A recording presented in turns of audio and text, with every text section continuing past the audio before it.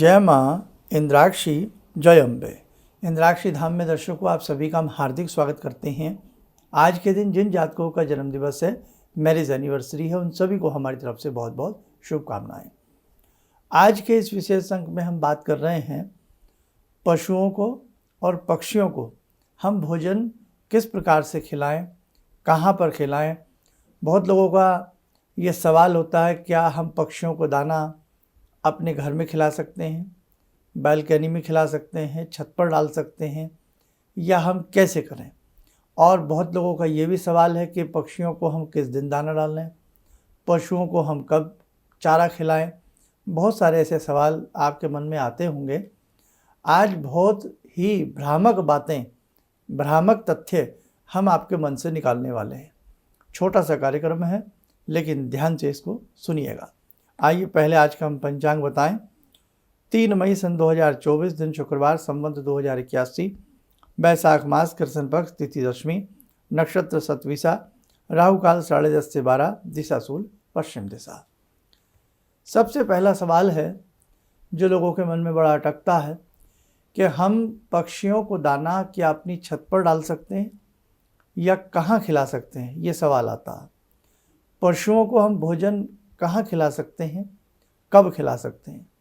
तो इस पहले सवाल का आंसर है, आप कहीं भी पक्षियों को दाना डाल सकते हैं। पशुओं को जहाँ शुद्ध साफ स्थान हो, स्वच्छ स्थान हो, वहाँ पर उनके पानी का, चारे का इंतजाम आप कीजिएगा। पानी शुद्ध रखिएगा, शुद्ध जल पिलाइएगा, बहुत ही अच्छा रहेगा आपके लिए। दूसरी बात, वहाँ घड़ी देखने की आवश्यकता नहीं है कि कितने बजकर के कितने मिनट पर आपको पक्षियों को पानी पिलाना है, कितने बजकर के कितने मिनट पर आपको पशुओं को या पक्षियों को कोई भोजन देना है। घड़ी देखने की आवश्यकता नहीं है, मुहूर्त देखने की आवश्यकता नहीं है। इसका जवाब, भैया उनको भूख लग रही है, आपको भूख लग रही हो और होटल वाला घड़ी ही देखता रहे, या आपके घर में लोग घड़ी देख करके आपको खाना खिलाएं, आपको अच्छा लगेगा? भूख तो अब लग रही है और आप लगे हैं मुहूर्त तलाशने। भूख अब लगी है, आप लगे हैं घड़ी को देखने। नहीं साहब, ये बेकार की बात है। इस बात में कहीं से भी कहीं कोई दम नहीं है। इसलिए आप कहीं सफ़र में हैं, आप कहीं पर भी हैं, ऑन रोड बाई कार आप कहीं जा रहे हैं, आपको कहीं गऊ दिख जाए, कोई ऐसा कुछ भी ऐसी चीज़ दिख जाए और आप कुछ भी उनको खिला सकते हैं। साफ शुद्ध होना चाहिए, अच्छी क्वालिटी होनी चाहिए। आप चूकिएगा मत, क्योंकि आप फिर उस रास्ते से गुज़र करके कहीं से कहीं चले जाएंगे, घर आ जाएंगे, या जहाँ आप जा रहे हैं चले जाएंगे। आपको पालक दिखे, गौ माता को पालक खिला दें। आपको लगता है बहुत सारे डॉग इकट्ठे कहीं हैं ऐसे और भूखी स्थिति में हैं, आप उन्हें बिस्किट खिला दें। पानी, आजकल बिस्लरी की बोतलें, ये सब चीज़ें सबके पास होती है। अपनी कार में, गाड़ी में या कहीं भी अपने साथ कुछ ऐसा पानी पिलाने का कोई बर्तन या कोई प्लास्टिक के ऐसी बहुत सारे डोंगे, ये सब चीज़ें आती हैं, रखिएगा, वहाँ रखिएगा, उनके लिए पानी रख दीजिए आप। तो देखो भैया, जब जागो तब सवेरा, जब भूख मिले और उस वक़्त हमें अन्न ना मिले तो मन दुखता है। इसलिए जब आपका मौका लगे, आप बिल्कुल मत सोचिए कब खिलाऊं, कहाँ से लाऊं। जो आपके पास अच्छी चीज़ है वो आप खिला दीजिए, कभी मत सोचना बेटा इस बारे में। दूसरी बात, घर में बहुत लोग डरते हैं कि अब मैं अपनी छत के ऊपर पक्षियों को दाना ना डालूं, मैं डालूं या ना डालूं। तो देखो, अपने अपने सबके विचार हो सकते हैं, लेकिन मेरा विचार ये है कि आप अपनी छत के ऊपर पक्षियों को दाना डालिए। आप अपनी छत के ऊपर पक्षियों को पानी रखिए पीने का। आपके पास, यदि बहुत लोग आजकल फ्लैट्स में रहते हैं, ऊपर की छत उनके पास नहीं होती है, तो आपको बाहर की तरफ से जो बालकनी, छज्जा वगैरह आपको मिला है, वहीं साफ स्वच्छ बर्तन में उनके लिए पानी रखिए। वहीं किसी उसमें किसी भारी से पात्र में मिट्टी के तसले आते हैं, कोई भी रख के, या कोई भी इंतजाम आप करिएगा, वहीं उन्हें आप उनके लिए दाना रखिए। अब दूसरी बात, आपको मालूम है आबादी, जनसंख्या कितनी तेज़ी से बढ़ रही है ना। जंगल कटते जा रहे हैं, पेड़ रहे नहीं, घर में कंक्रीट के घर बनते जा रहे हैं। पहले आपको याद है गौरैया कितना हमारे घर में रहती थी? आपको पता होगा, मेरी उम्र के जो भी होंगे, गौरैया हमारा आज भी जो हमारे गांव देहात के भाई बहने लोग हैं, गौरैया आज भी उनके घरों में वास करती है। लकड़ी के लट्ठे, लकड़ी की जिसे हम कहते हैं, उनके मकान बने होते थे, नीचे लकड़ी के लट्ठे लगे होते थे, ऊपर से गारा मिट्टी होती थी, या छप्पर के बने होते थे, घास के बने होते थे, बांस के बने होते थे। उन्हीं में गौरैया आकर के अपना घर स्थान बनाया करती थी। आज कंक्रीट ने जगह ले ली है। आज कहीं भी उनके रहने की आवश्यकता नहीं है, कहीं भी वो जंगल कटते जा रहे हैं। तो आप बताइए, अब उनके खाने और उनको पानी देने के लिए भी आप ये सोचेंगे कि कहाँ डालें कहाँ ना डालें। उनके रहने का स्थान हमने छीन लिया है। और तो और उनके खाने पीने के लिए बहुत लोग ऐसा भी करते हैं कि साहब कभी भी ध्यान रखना, कभी भी किसी जीव को झूठा सड़ा हुआ नहीं खिलाना चाहिए। मेरी बात को आप कृपया बुरा न मानें। कई बार आपके घर में बचा कुचा फ्रिज में 10 दिन 20 दिन का पुराना सामान निकाला और वहाँ डाल दिया गया। यह न्याय कभी मत करना, क्योंकि देखो भगवान स्वयं नहीं आएंगे, भगवान किसी न किसी रूप में उनके अन्न की व्यवस्था करते हैं, आपके द्वारा करते हैं, आपके हाथों के द्वारा करते हैं, आपकी कमाई के द्वारा करते हैं। इसलिए बेटे कभी भी सड़ा गला कभी मत खिलाना।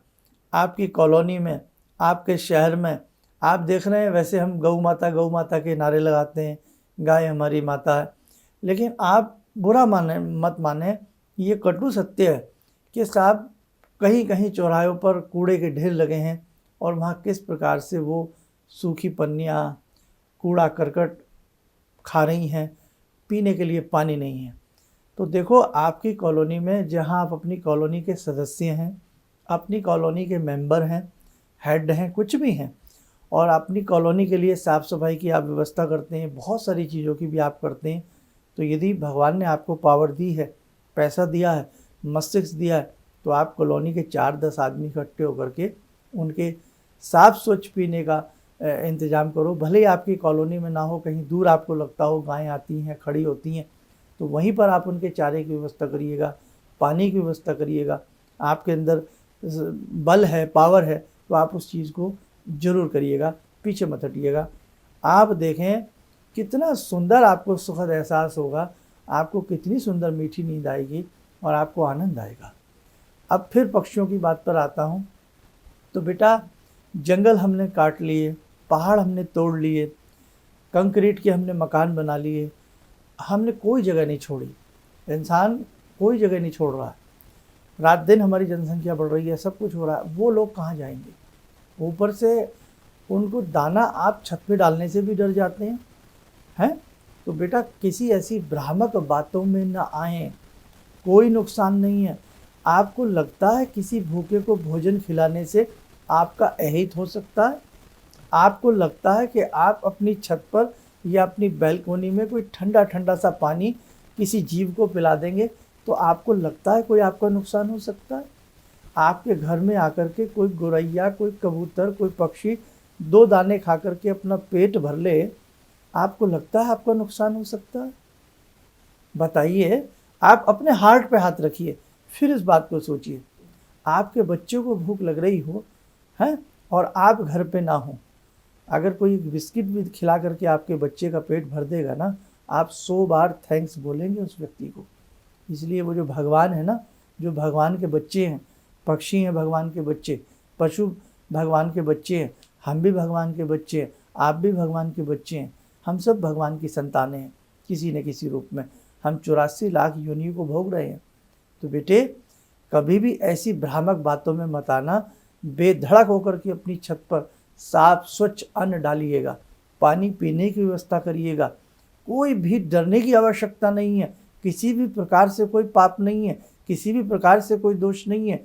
जब किसी को भूख लगी हो तब हम पानी ना पिलाएं, किसी को प्यास लगी हो पानी ना पिलाएं, भूख लगी हो दाना ना खिलाएं, तो हम क्या करेंगे? और जहाँ कबूतर पार्क होते हैं, बहुत सारे पक्षी आते हैं, वहाँ तो आप जाकर के खिला सकते हैं, वो चीज़ अलग है। लेकिन आप सब नियम बनाएं। अब गर्मी का समय है, कितनी गर्मी पड़ती है, ध्यान है ना आपको? हम कितना पानी दिन में पी लेते हैं, वो बेचारे कहाँ जाएंगे। इसलिए आप जब आपको कोई उपाय बताया जाता है कि आप हरी घास बुधवार खिलाएं, आप बाजरा इस दिन डालें, वो एक उपाय की बात आती है, उस दिन भी डालें, लेकिन उसके अलावा अन्य दिनों में भी आप किसी भी प्रकार का दाना साफ शुद्ध होना चाहिए, किसी भी प्रकार का भोजन जीव जंतुओं को खिलाते रहें। कहीं से कहीं तक भी आपके मंगल केतु राहु शुक्र शनि सूर्य आपको दोष नहीं देंगे, ध्यान रखना ये बात।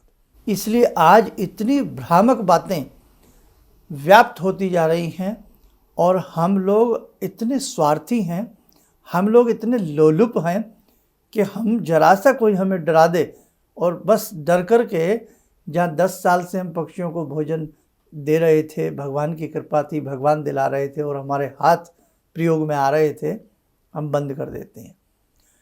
आज व्यक्ति ऐसा हो गया है कि जरा सा उसे ये लगने लगे मेरा अहित हो सकता, सही बताएं तो वो पता नहीं क्या से क्या कर दे। इसलिए आप इन फूहड़ बातों में मत आना, है ना। आपको यदि कोई नुकसान किसी का पेट भरने से होता हो तो ये आपकी सोच हो सकती है। इसलिए अब आगे आगे बरसातें आएंगी, बरसातों में कहीं खाली प्लॉट दिखें, खाली ज़मीन दिखे तो चरे के दाने डाल दो, मकई के दाने डाल दो, कुछ ना कुछ तो उसमें हरी हरी घास उगाएगी, किसी न किसी जीव के काम आएगी। जीवों पर दया करना दीवारों पर लिखा हुआ, किताबों में लिखा हुआ सुंदर लगता, लेकिन उसको चरितार्थ करना वो बहुत फ़र्क है। कथनी और करनी में बहुत फ़र्क होता है। इसलिए ध्यान रखें, कथनी के साथ साथ करनी भी हो तब हमें अच्छा लगता है। आज से ही बेटे नियम बनावें, गर्मी का समय आ रहा है, एक व्यक्ति मिट्टी के कम से कम 11 पात्र यत्र तत्र किसी पार्क में, किसी सड़क के किनारे पर कहीं ना कहीं रखे, 11 न रखे तो 5 रखे। उन पात्रों में नियम बना लीजिएगा, सुबह सुबह निकल जाइए पानी लेकर के, भरते जाइए। आप थोड़ी सी सेवा करके देखिएगा, आपके मंगल सूर्य चांद सितारे वास्तव में आपको लगेगा कि सभी हमें आशीर्वाद दे रहे हैं।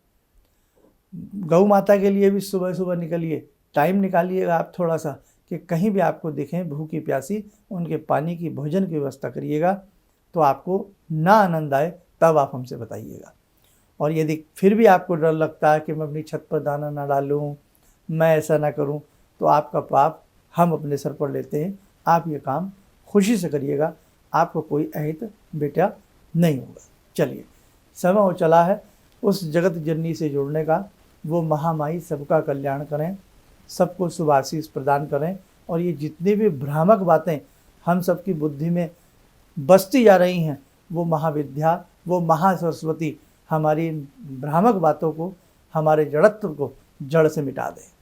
आइए भगवान का भजन करें, प्रार्थना करें।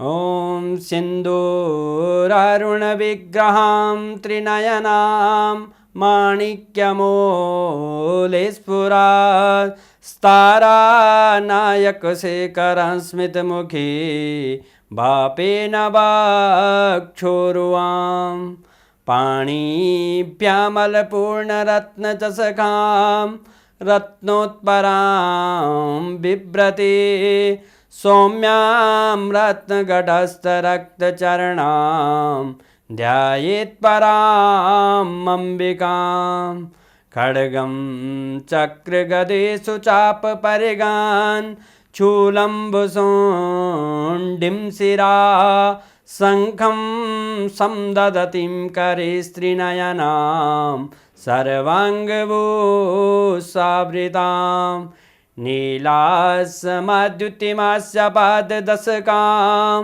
सेवे महाकालिकां यामास्तो स्वपितैर्हरो कमलजो हन्तुं मधुं कैटवं विद्युद्दामसमप्रभां मृगपते स्कन्दस्थितां भीषणां कन्या विहकरवालखेटविलसा धस्ताविरासेवितां हस्ते चक्रगदाशिखेटविशिखां चापं गुणं तर्जनीं विप्राणामलिलात्मिकां शशिधरां दुर्गां त्रिनेत्रां भजे। कवच बना लें, ध्यान करें, जगदम्बा का शुभ आशीष हम सबके ऊपर बरस रहा है।